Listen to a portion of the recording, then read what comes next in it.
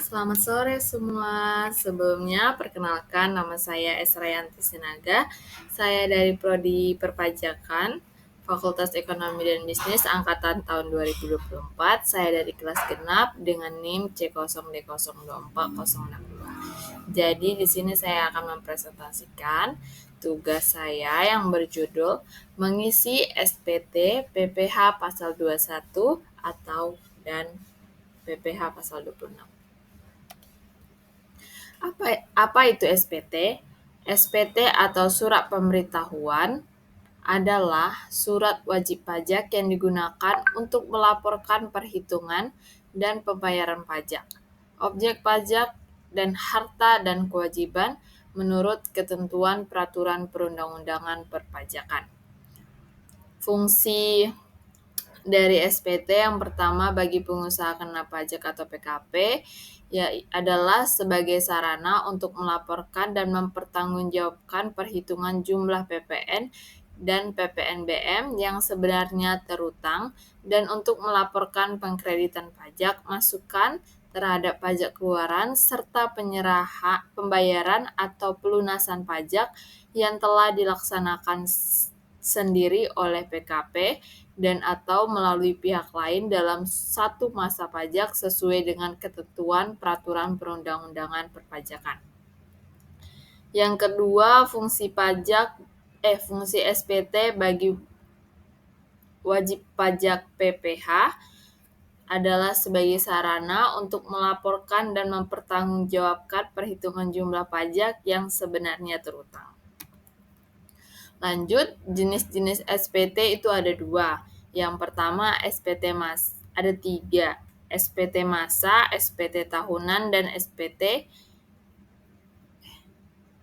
ada 2. Yang pertama SPT masa. SPT masa terbagi menjadi 3. SPT masa pajak penghasilan, SPT masa pajak pertambahan nilai, dan SPT masa pajak pertambahan nilai bagi pemungut pajak. Selanjutnya itu ada SPT tahunan terbagi menjadi 2. Ada SPT badan dan SPT wajib pajak orang pribadi. Batas waktu. Batas waktu ini merupakan batas waktu pelaporan SPT.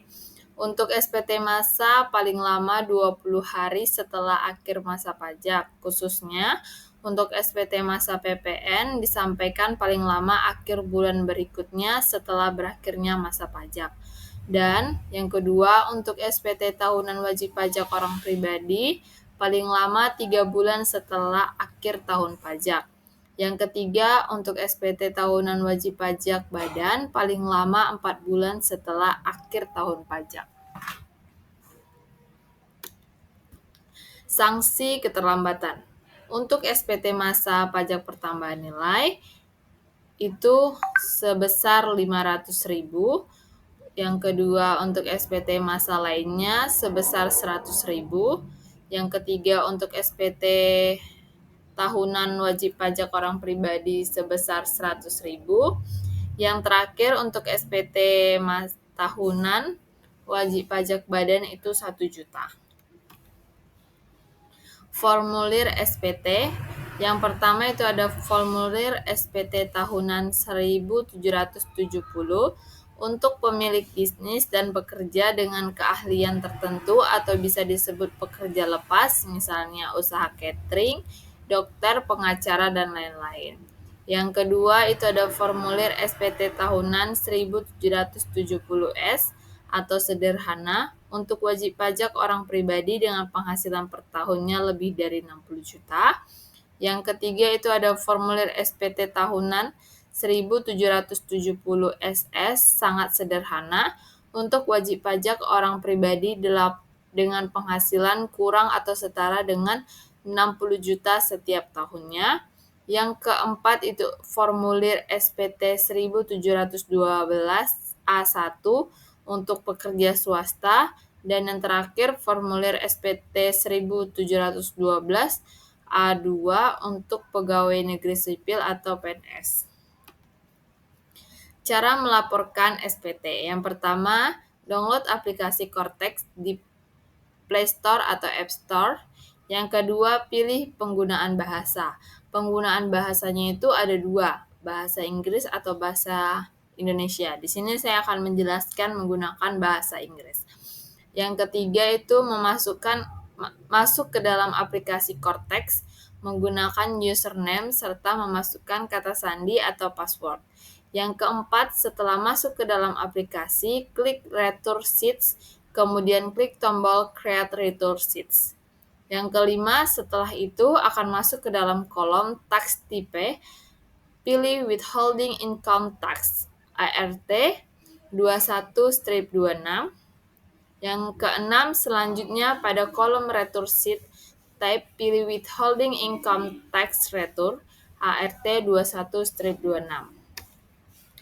Yang ketujuh, kemudian pada kolom tax periode, pilih bulan sesuai dengan periode yang ditentukan. Yang kedelapan, pada kolom return sheet model, pilih normal. Kemudian klik save atau simpan. Yang kesembilan, kemudian klik icon mata untuk memeriksa ulang pembuatan SPT.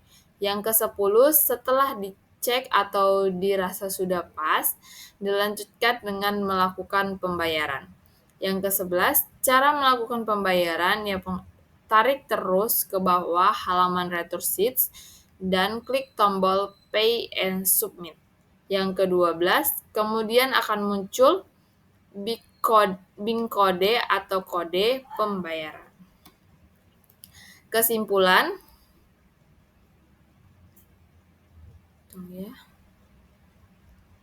membayar pajak bukan sekedar kewajiban hukum, tetapi bentuk nyata dari kepedulian dan tanggung jawab kita sebagai warga negara.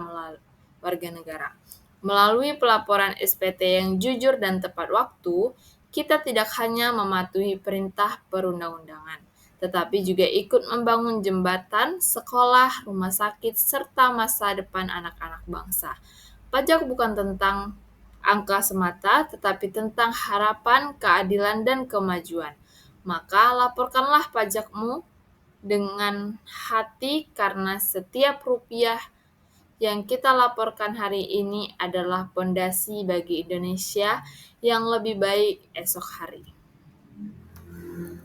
Sekian presentasi saya pada saat ini. Saya ucapkan terima kasih.